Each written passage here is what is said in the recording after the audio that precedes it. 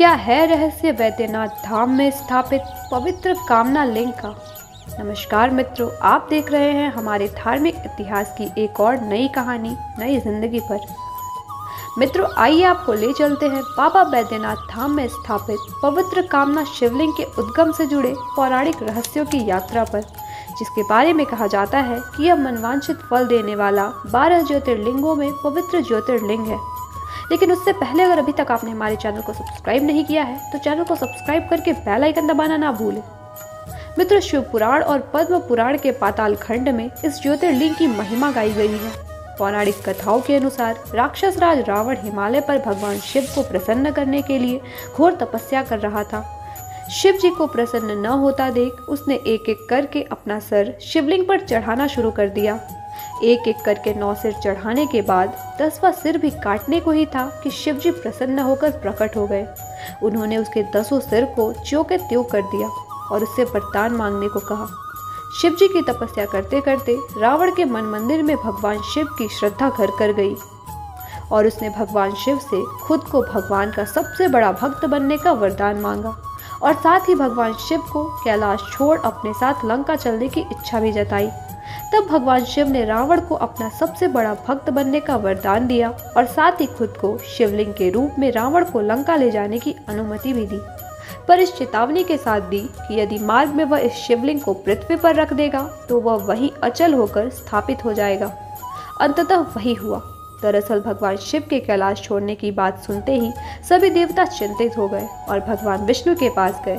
तब श्री हरि ने अपनी लीला रची और उन्होंने वरुण देव को आचमन के जरिए रावण के पेट में घुसने को कहा। इधर जब रावण आचमन करके शिवलिंग को लंका की ओर ले चला तो उसे लघु शंका लग गई। शिवलिंग को हाथ में लेकर लघु शंका करना उसे उचित नहीं लगा, इसलिए उसने अपने पास ही विचरण कर रहे वैजु नामक ग्वाले को शिवलिंग थमाकर लघु शंका करने निकल पड़ा। साथ ही उसने उस ग्वाले को सख्त चेतावनी दी कि चाहे कुछ भी हो जाए, जब तक मैं ना आऊं तुम भूल से भी शिवलिंग को भूमि पर मत रखना। मित्रों, कहते हैं कि वह ग्वाला कोई और नहीं बल्कि स्वयं भगवान विष्णु के ही अवतार थे।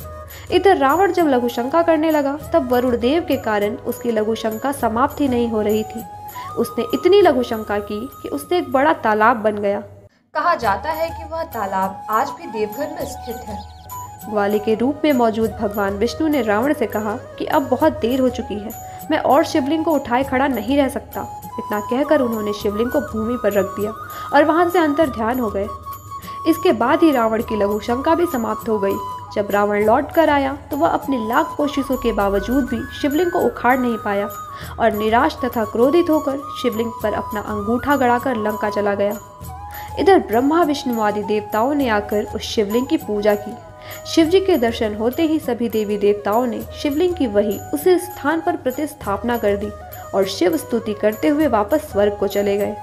भगवान वैजु के कारण यहाँ स्थापित यह ज्योतिर्लिंग वैजनाथ धाम ज्योतिर्लिंग के नाम से प्रसिद्ध हुआ। वैद्यनाथ धाम मंदिर भारत के झारखंड राज्य के देवघर जिले में स्थित एक प्रसिद्ध मंदिर है। साथ ही यह एक शक्ति पीठ भी है, जिसके अनुसार भगवान विष्णु के सुदर्शन चक्र से विभाजित होकर माता सती का हृदय यहाँ गिरा था। साथ ही मित्रों, आपने देखा होगा कि भगवान शिव के सभी मंदिरों में त्रिशूल लगा होता है, लेकिन देवघर के वैद्यनाथ मंदिर के परिसर में उपस्थित शिव, पार्वती, लक्ष्मी नारायण और अन्य सभी मंदिरों में पंचशूल लगे हैं। इसे ही इस मंदिर का सुरक्षा कवच माना गया है। ये महाशिवरात्रि से 2 दिन पहले उतारे जाते हैं। इसके बाद दूसरे दिन विधि विधान से उसकी पूजा की जाती है और इसके बाद पुनः पंचशूलों को स्थापित कर दिया जाता है। इस दौरान भगवान शिव और माता पार्वती के गठबंधन को भी हटा दिया जाता है।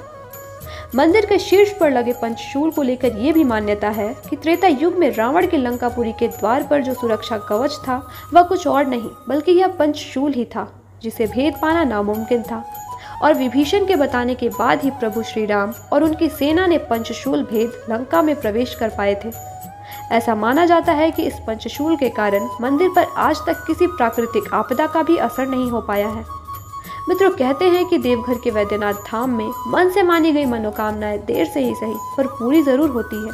अगर आपने भी कभी वैद्यनाथ धाम के ज्योतिर्लिंग के दर्शन किए हैं तो अपने अनुभव हमें कमेंट जरूर करें। राधे राधे। धन्यवाद।